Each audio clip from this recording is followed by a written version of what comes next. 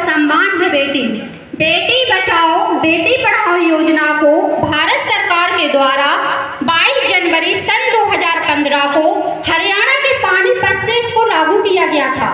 इसका एक मुख्य उद्देश्य था कि बेटियों को सशक्त बनाना, संरक्षण प्रदान करना और अब उन्हें मार्गदर्शन देना।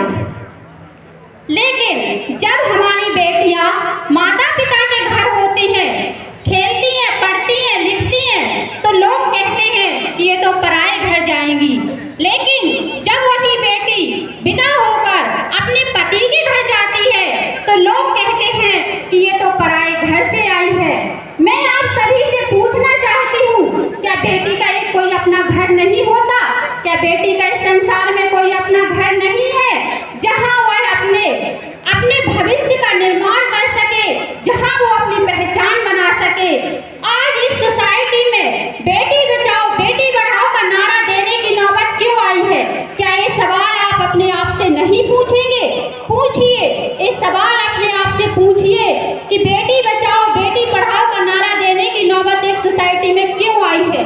लोग कहते तो हैं कि बेटा बेटी एक समान, बेटा बेटी एक समान, लेकिन आप अपनी अंतरात्मा से पूछिए, क्या हम सच में बेटा बेटी को एक समान समझते हैं?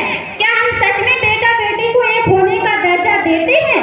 अगर देते हैं तो हमारे माँ बाप कर्जा तो लेते हैं बेटों की पढ़ाई के लिए, कर्जा लेते हैं बेटों की पढ़ाई के लिए, और कर्जा लेते हैं बेटियों की विदाई के लिए, और कर्जा लेते हैं बेटियों की पढ़ाई के विदाई के लिए। लोग कहते हैं कि बेटा बेटी एक समान, और फिर भी कहते हैं बेटा बेटी एक समान।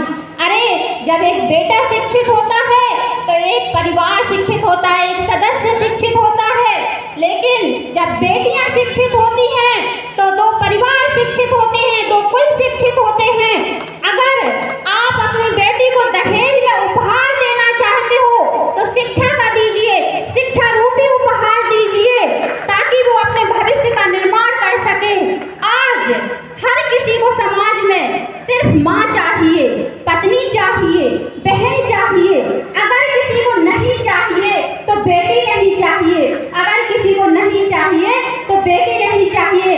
अरे जब जब बोझ पड़ा परिवार पर तो ऑटो रिक्शा ट्रेन भी चलाने लगी बेटियां, अपने साहस के दम पर अंतरिक्ष तक भेज डाला।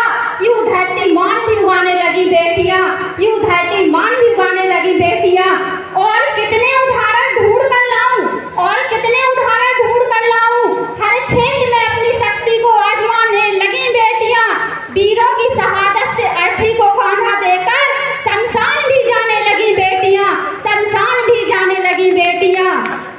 यूं ना कत्ल करो बेटी का वरना बहुत पछताओगे, यूं ना कत्ल करो बेटी का वरना बहुत पछताओगे। दुनिया में बेटी ही ना होगी तो बहू कहाँ से लाओगे? दुनिया में अगर बेटी ना होगी तो बहू कहाँ से लाओगे? अरे साहब, उनसे पूछो जिनकी कोई औलाद नहीं है वो कितना गम सहते हैं। कम से कम बेटी ही होती, कम से कम बेटी ही होती, रो रो कर ये कहते हैं, रो रो कर ये कहते हैं। बेटों से ज्यादा बेटियां माँ बाप की सेवा करती हैं, अपने हर कदम पर आगे बढ़ती हैं। यूं ना कत्ल करो बेटी का वरना बहुत पछताओगे। दुनिया में बेटी ना होगी तो बहू कहाँ से लाओगे? मैं बेटियों से भी कहती हूँ कि आप अपने माता पिता का नाम रोशन कीजिए, मेहनत कीजिए, अपने हर क्षेत्र में अपना नाम रोशन कीजिए। जब भी मेहनत करो तब ये सोच लेना, मैं सिर्फ एक लड़की नहीं हूँ।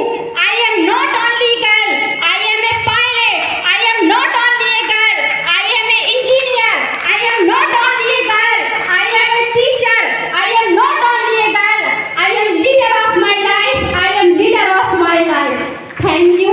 मैं अपनी वाणी को विराम देती हूँ। जो भी गलतियाँ हो उसमें क्षमा करें। आप सभी लोगों का बहुत बहुत आभार। धन्यवाद। और हमारी तरफ से